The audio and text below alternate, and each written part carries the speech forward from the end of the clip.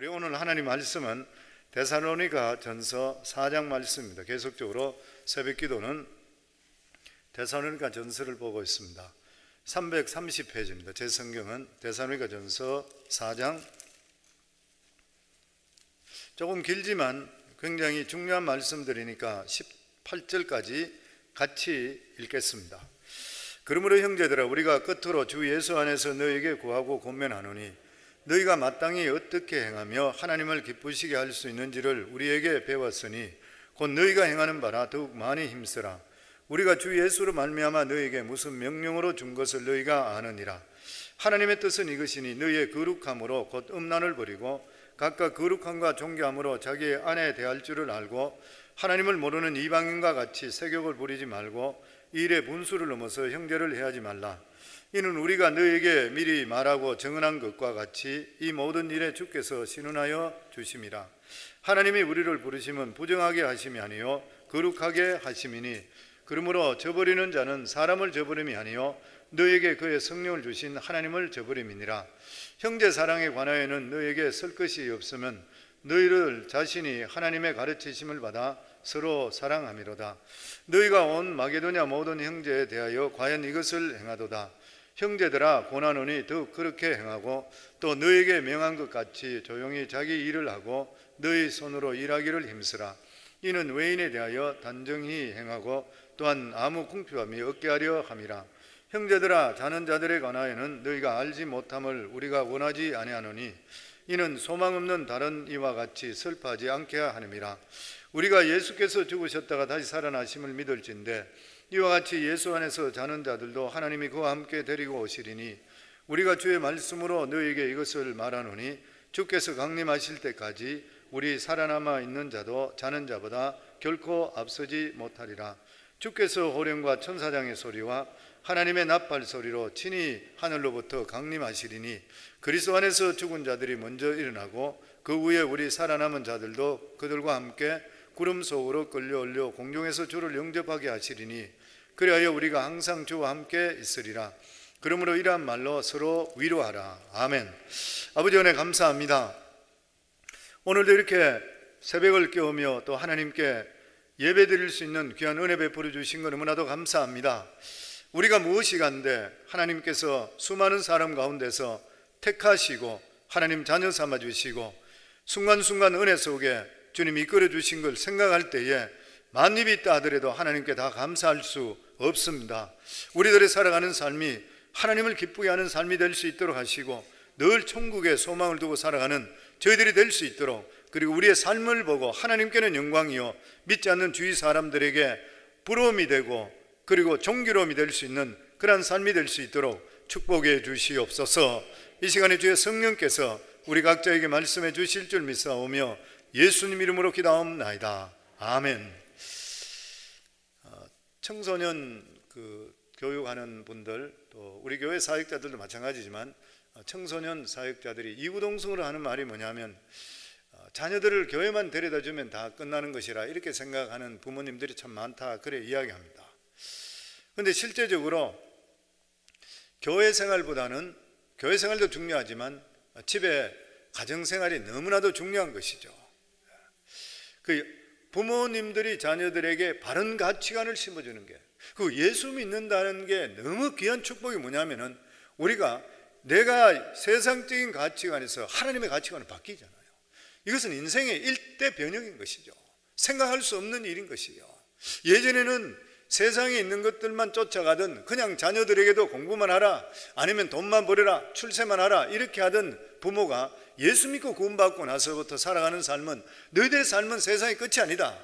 우리 삶을 항상 하나님 말씀에 비추어서 내가 살아가는 것이 바른가 비춰보며 살아가라, 이런 가치관으로 바뀌어버리는 것이에요. 완전히 바뀌는 것이죠. 그렇기 때문에 실제적으로 우리가 하나님을 모르게 되면은 그냥 출세하라 아니면 공부 열심히 해라, 이 두 가지밖에 없는 것이에요. 그러나 이 자녀들을 바른 인격으로 살아갈 수 있는 것은 부모들이 집에서 어떤 자녀들에게 가정교육을 시키고 가치관을 심어주느냐, 이게 너무나도 중요한 것이에요.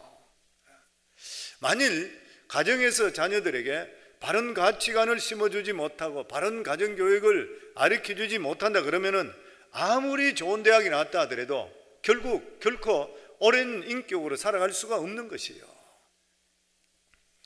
집안의 부모의 가정교육은 두 가지로 이루어진다고 합니다. 그 첫째가 뭐냐면은 분명한 부모의 가치관, 자녀들에게 절대 거짓말하지 마라, 남에게 물질적인 피해를 줘서 안 된다, 일반적인 살아가는 삶, 이러한 가치관인 것이죠. 또 뿐만 아니라 부모님들이 살아가면서 행동으로서 자녀들에게 본이 되어야 되는 것이에요. 예를 들어서 아버지가 술이나 마시고 담배나 피우고 바람이나 피우고 엉뚱한 짓 하게 되면 어느 순간에 자식도 따라간다 그러죠. 아버지가 어머니를 구타하면은 어느 순간에 자식도 결혼해서 자기도 모르는 사이에 아버지 하는 행실이 나온다고요. 얼마 전에 새롭게 와서서 그 영상을 보니까 거기서도 보니까 목회자가 되어 있는 분인데 이분도 자기 아내를 사랑하는데도 술만 먹게 되면 두드려 패는 거예요. 그냥. 자기도 술 깨고 나면 내가 왜 이렇게 했는지 모르는데 술만 먹으면 아버지 하는 걸 받는 걸 그냥 그대로 해버리는 것이에요. 그래서 결혼하고 이럴 때도 보면 집안을 봐야 된다 하는 이유가 뭐냐면 이 집안에 흐르고 있는 그러한 이 잘못된 흐름을 끊어야 돼. 믿음 안에서 온전히 끊을 수 있는 사람이 있어야 되는데 그렇지 않고 그대로 넘어오게 된다 그렇다면 똑같이 연결되기 때문인 것이에요. 그래서 아들을 데려올 때는 아버지가 어떤지 봐야 되는 것이고 딸을 데려올 때는 그 어머니가 어떤지 봐야 되는 것이 너무 중요하다는 거예요. 그게 왜 그러냐면 봤기 때문에 그런 것이에요. 본대로 살아가게 되어 있는 것입니다. 신앙생활에도 마찬가지인 것이죠. 우리가 예수를 믿는 것도 중요하지만 누구를 통해 가르침을 받았느냐 너무나도 중요한 것이에요. 사도 바울은 지금 데살로니가 교인들에게 아주 중요한 신앙의 밑그림을 보여주고 있습니다. 그것을 오늘 다시 강조하고 있는 것이에요. 그 첫 번째가 뭐냐면은 너희들이 살아가는 삶이 하나님을 기쁘게 하는 삶, 거룩한 삶을 살아라. 그리고 나서 마지막 부분에 가서 했는 말씀이 뭐냐면은 바로 우리가 죽는 것으로 끝나는 것이 아니라 영원한 천국, 그리고 주님께 반드시 재림한다. 다시 한번 정립시켜 주는 것이에요. 우리 1절 말씀 다시 읽습니다. 그러므로 형제들아 우리가 끝으로 주 안에서 너희에게 구하고 권면하노니 너희가 마땅히 어떻게 행하며 하나님을 기쁘시게 할 수 있는지를 우리에게 배웠으니 곧 너희가 행하는 바라 더욱 많이 힘쓰라. 사도 바울은 두 가지를 가르쳤습니다. 먼저 과연 어떻게 하는 것이 내가 행할 마땅한 것인지, 또 하나는 어떻게 하면 하나님을 기쁘게 할 것인지. 하나는 소극적이고 하나는 적극적이죠. 이 하나님을 믿는 자들, 우리 크리스찬들의 행동에는 마지노선이 있다. 그것이 어느까지냐. 예를 들어서 목사가 됐다 그러면 목사로서 어떻게까지 행동하는 것이 타당한 것인가. 내가 교회 장로나 집사나 권사가 되었다 그러면 어떻게 하는 것이 옳은 것인가. 우리 자신을 숙지하라. 숙지하고 있으라. 요셉은 애굽에서 여주인의 유혹을 받게 되었습니다. 아무도 보는 사람이 없었던 거예요. 그런데 요셉이 했는 말이 무엇이에요? 내가 어떻게 하나님 앞에 죄를 지을 수 있느냐. 하나님 앞에서, 하나님 눈에 안 보이는데, 그리고 종으로 있고 생사 여탈권을 여주인이 가지고 있는데 내가 어떻게 하나님께 죄를 지을 수가 있는 것인가. 그 여인을 뿌리쳤던 것이요. 하나님의 백성들은 항상 무슨 일을 하든지 간에 하나님이 임재하신다는 것을 항상 생각하며 살아야 되는 것이요. 그리고 우리가 누구라는 것을 깨달아야 됩니다. 우리 자신이 존귀함을 잃어버리게 되면 사탄의 유혹에 빠지게 됐어요. 내가 누군지를 확실히 알아야 되는 것이에요. 우리들은 살아가면서 하나님 앞에 믿는 자들로서의 아름다운 모습을 절대 잃지 말아야 돼요. 만약 실제로 복이란 복은 다 포기하게 되는 것입니다. 다 빼앗기게 되는 것이에요. 삼손이 무엇 때문에 데릴라라는 그 여인의 유혹에 빠져버리는 것이에요. 자기가 하나님 앞에서 얼마나 특별한 자라는 것을 잊어버렸어요. 힘만 있다고 생각했지 하나님께 그를 택해서 이스라엘에 어떤 일을 하시고자 하신 걸 잊어버렸어요. 그러니까 여인한테 빠져가 정신을 못 차리게 되는 거예요. 다윗이 무엇 때문에 밧세바 유혹에 빠져버린 것이에요. 자기가 항상 하나님과 함께하고 하나님 앞에 얼마나 존귀하다는 것을 그가 잊어버렸어요. 편하고 모든 것이 좋을 때에. 그래서 그런 말이 있습니다. 하나님의 백성은 너무 분주한 것은 좋지 않다. 우리는 분주하게 일하는 것도 중요하지만 그보다 더 중요한 것이 뭐냐면 자꾸 하나님 말씀 앞에 자기 자신을 들여다볼 수가 있어야 돼요. 깊은 말씀에 묵상이 있어야 돼요. 그래서 성도님들 계속 예배 중심적으로 살아라, 말씀 중심적으로 살아라, 교회 중심적으로 살아라는 것은 우리가 바쁘다가도 그 시간 되는 것 같으면 내가 잡아매는 것이에요. 그러면서 말씀을 듣는 거예요. 그냥 내가 실제로 묵상을 많이 못하더라도 하나님 말씀을 들으면 내 자신이 그 순간에 깨닫게 되는 것이에요. 그래서 내 자신의 살아가는 삶이 예수 믿는 게 얼마나 아름다운 일이에요. 아름다운 모습으로 다시 돌아가는 것이에요. 그리고 내 자신이 얼마나 존귀롭다는 것을 다시 확인할 수 있어야 돼요. 그러면 함부로 절대 행동 못하게 되거든 보면. 그러면 사도 바울은 한 걸음 더 나가서 죄를 짓지 않는 것만으로 충분하지 아니하고 더 적극적으로 어떻게 하면 하나님을 기쁘게 할 수 있을까? 이걸 생각하라. 어떤 일을 하는데 죄는 아니지만은 실제로 그 일을 하는 동기는 다를 수 있는 거예요. 내가 이해한다고 죄는 아니지만 내 마음의 양심이나 하나님 보실 때 기뻐하지 않는다 그러면 하지 말아야 되는 거거든요. 그 내 속에는 예수 그리스도를 믿음을 통해 성령께 와 계시는 것이에요. 성령께서 우리 속에 와 계시면 우리가 하나님 뜻에 어긋난다 그러면 자꾸 내 마음을 쳐는 거예요. 계속적으로. 딴 사람 볼 때는 전혀 몰라. 법적으로도 괜찮다 하더라도 내 마음의 동기를 아시는 하나님께서 나에게 근심해서 말씀하는 것이에요. 하지 말아야 되는 것이죠. 왜냐하면 성령께서 우리 속에 오시게 되면 생각이 바뀌게 되어 있는 것이에요. 그전에는 자기 중심적으로 먼저 생각합니다. 그런데 우리가 믿음 안에 들어가면 들어갈수록 모든 기준을 하나님께서 어떻게 이것을 원하실까 기뻐할 그 생각이 되는 거예요. 우리 삶 속에서. 그리고 어떤 일을 하더라도 법적으로나 모든 죄에 괜찮다 하더라도 이 일이 내 신앙에 유익이 될 것인가, 내가 믿음적으로 유익이 될 것인가, 그리고 내가 이 일을 하는 것 때문에 하나님께서 어떻게 생각할 것인가 생각해야 돼요. 그러면은 내 중심적인 자기 중심적에서 멀어지게 되어 있습니다. 특별히 사도 바울은 우리 예수 믿는 사람들에게 하나님이 주시는 가장 중요한 명령이 무엇인지 분명히 가르쳐 줄 수 있는 말씀이 2절에 또 5절 말씀입니다. 우리 같이 읽습니다. 우리가 주 예수로 말미암아 너희에게 무슨 명령으로 준 것을 너희가 아느니라. 하나님의 뜻은 이것이니 너희의 거룩함이라. 곧 음란을 버리고 각각 거룩함과 존귀함으로 자기의 아내 대할 줄을 알고 하나님을 모르는 이방인과 같이 세격을 따르지 말고. 하나님께서 우리 신앙에 가장 중요한 것은 우리의 행복이나 성공이 아니라 거룩이라고 그랬습니다. 세상 사람들은 성공과 행복이 우선합니다. 그래서 말할 때도 행복하세요, 인사도 행복하세요, 그렇게 이야기해요. 보면 로마 시대 때도 마찬가지였던 것이죠. 로마 때도 고대 때도 지금뿐만 아니라 그때도 잘 먹고 잘 사는 사람 엄청스럽게 잘 먹었습니다. 세계를 지배하던 로마였으니까 기록 같은 데 이런 데 보면 밥상 하나에 수천 불, 수만 불짜리 이런 것을 먹었다 그래요. 그런데 하나님께서 하나님 백성에게 말씀하는 가장 중요한 것이 뭐냐면은 성적인 순결이라 그랬어요. 오늘 교회 안에 있는 청년들도 정신 바짝 차려야 돼요. 바깥에 있는 청년들하고 순결성이 별 차이가 없다 그러니까 이게 진짜 이게 예수 잘못 믿는 거예요. 성적 순결인 것이에요. 이것은 하나님의 명령이고 우리를 향한 하나님의 뜻인 것이에요.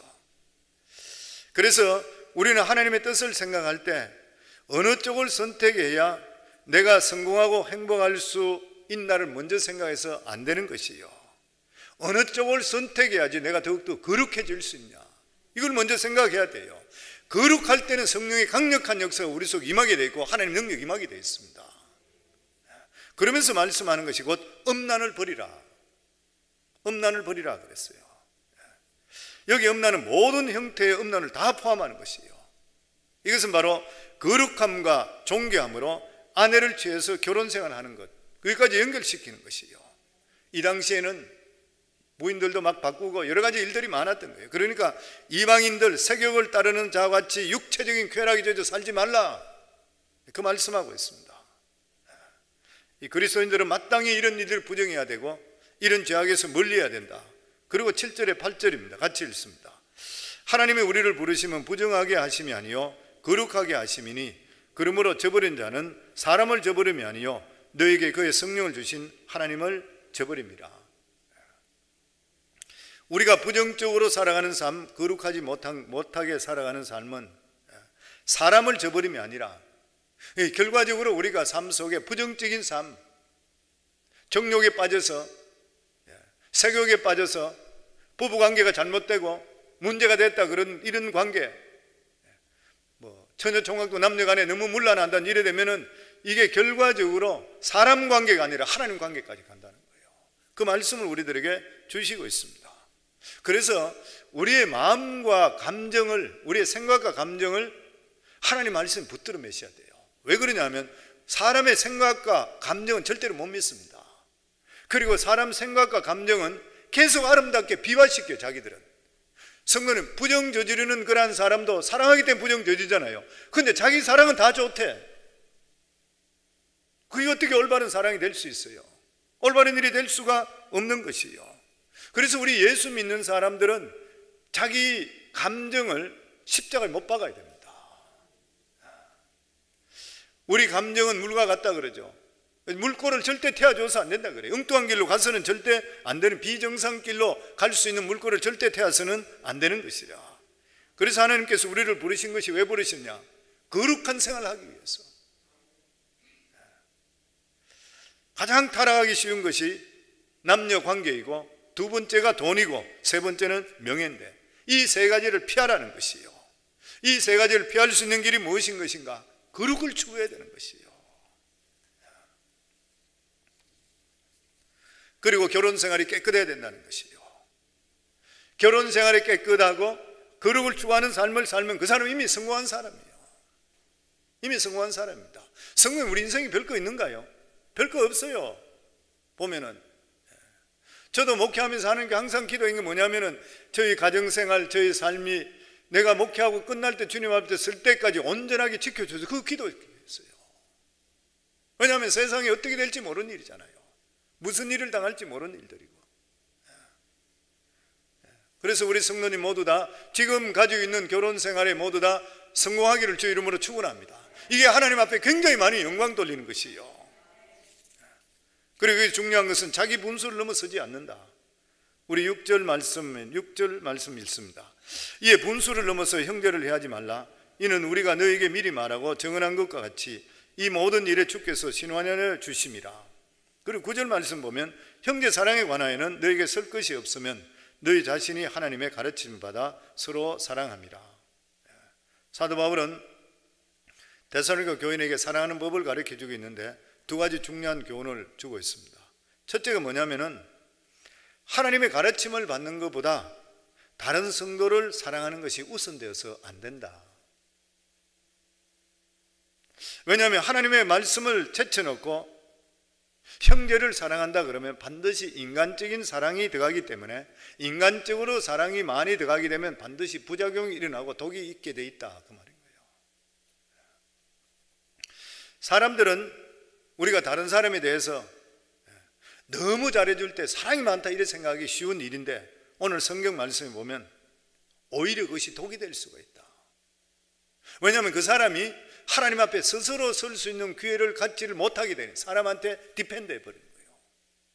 그래서 교회에서도 그런 이야기 드리죠. 우리 목자들에게도 목원들 때문에 고민해서 연락 오시는 분들 계셔요. 그리고 그 사람한테 매여서 막 라이드부터 해서 막 온갖 거 다 해주는데 막 나중에 자기가 번아웃 때 죽겠다는 거예요. 그리고 그뿐만 아니라 온갖 일들이 생기는데 그것 때문에 계속 집에 찾아가고 계속 하고. 그래서 내가 하지 마라 그래. 그 사람 스스로 좀 일어서야 돼요. 그런 식으로 해주다 나중에 조금만 해주면 섭섭병 들어버립니다.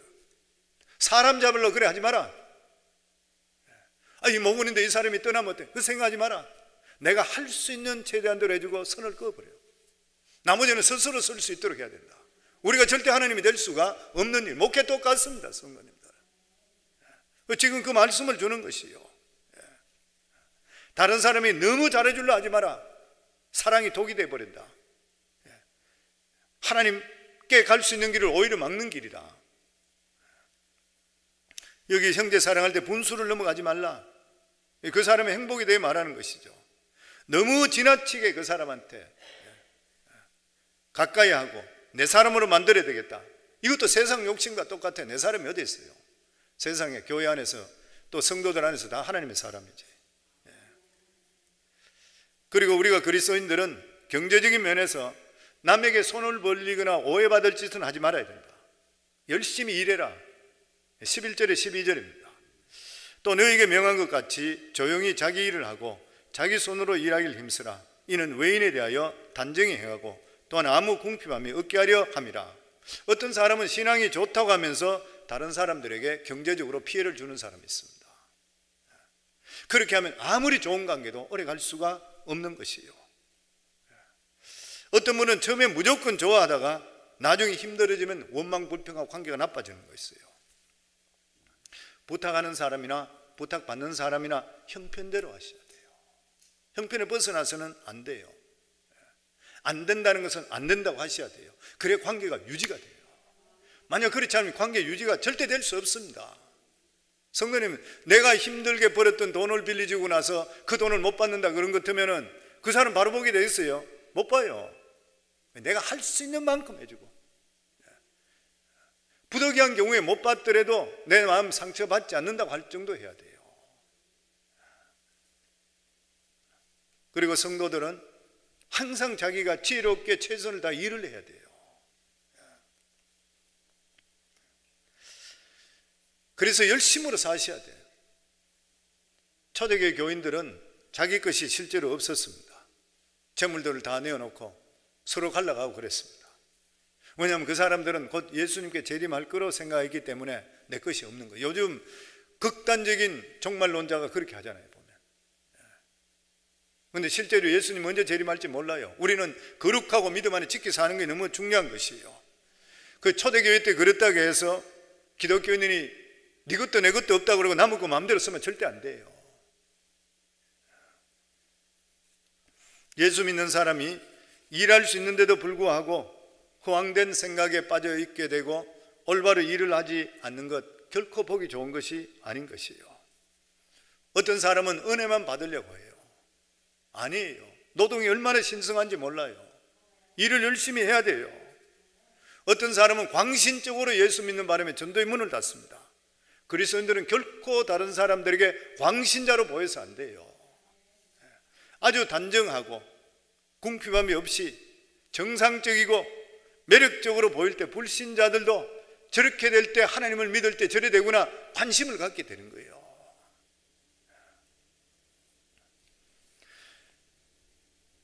저는 우리 성도님 모두 다가 항상 우리 믿는 사람들은 거룩을 추구하시고 절제된 삶을 살기를 주의 이름으로 축원합니다.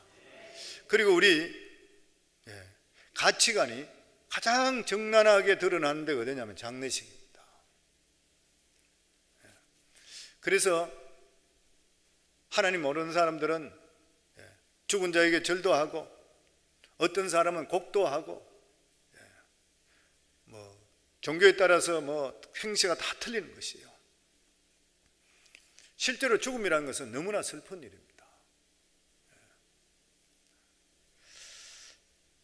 얼마 전에도 우리 교회 EM 멤버 중에 동생이 이제 죽게 되어서, 그래서 우리 EM 쪽에서 장례식 치렀었는데 하관 예배 드리는 거 제가 가서 잠깐 참석을 한 적이 있습니다. 그 부모님이 예수를 안 믿다가 이제 아들이 죽고 나서 예수님을 영접했다 그래요. 근데 너무 슬퍼하셔. 너무 슬퍼하는 것이에요. 자식이 먼저 갔으니까 말할 수 없는 아픔인 것이죠. 죽음이라는 것이 다 두렵습니다. 왜냐하면 죽음 이후 어떻게 될지 모르기 때문인 것이에요. 그래서 자기들 아는 풍습대로 하는 것이에요. 그런데 성도님들, 죽은 사람의 운명에 대해서 가장 정확하게 말씀하는 건 성경밖에 없습니다. 이 세상에 우리 인생이 어떻게 태어났는가, 우리 인간이 세상이 어떻게 만들어진가 정확하게 아는 데는 성경밖에 없고, 그리고 죽으면 어떻게 된다 정확하게 성경밖에 없어요. 이 세상에 딴 데는 없습니다. 그러면 사도 바울은 13절 말씀입니다. 형제들아, 자는 자들에 관하여는 너희가 알지 못함을 우리가 원하지 아니하노니 이는 소망 없는 다른 이와 같이 슬퍼하지 않게 하려 함이라. 성경 두 가지 놀라운 사실을 이야기합니다. 예수 믿고 죽은 자를 자는 자라. 자는 자는 무슨 말이에요? 깨어날 수 있다 이 말인 거예요. 전제가 깨어날 수 있다는 거예요. 예수 믿다가 죽은 사람은 다시 깨어날 때가 있다. 우리처럼 육체를 다시 가진다. 지금 이런 눈에 보이는 이런 육체가 아니겠지만 육체를 다시 가진다.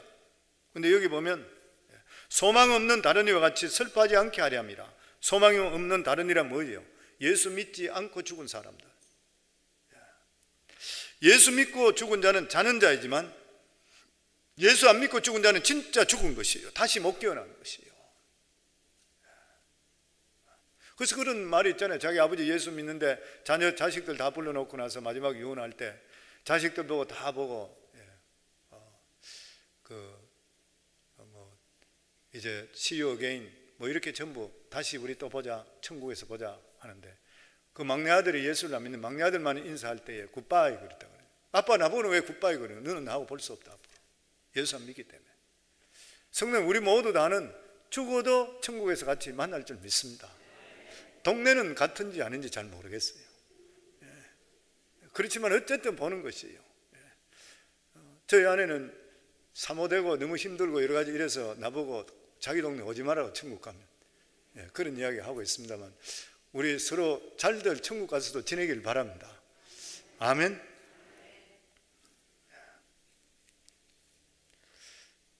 여기서 잔다고 하는 것은 육체가 없기 때문에, 그러니까 예수님께 말씀하신 대로 천사와 같은 상태. 그 예수 믿는 사람이 죽는 것은 결코 비참한 것이 아니라 죽는 순간 천사의 손에 이끌려서 영광의 나라로 옮겨지는 것이죠. 그래서 우리가 죽음의 상태는 진짜로 편안한 상태예요. 기쁜 상태인 것이죠.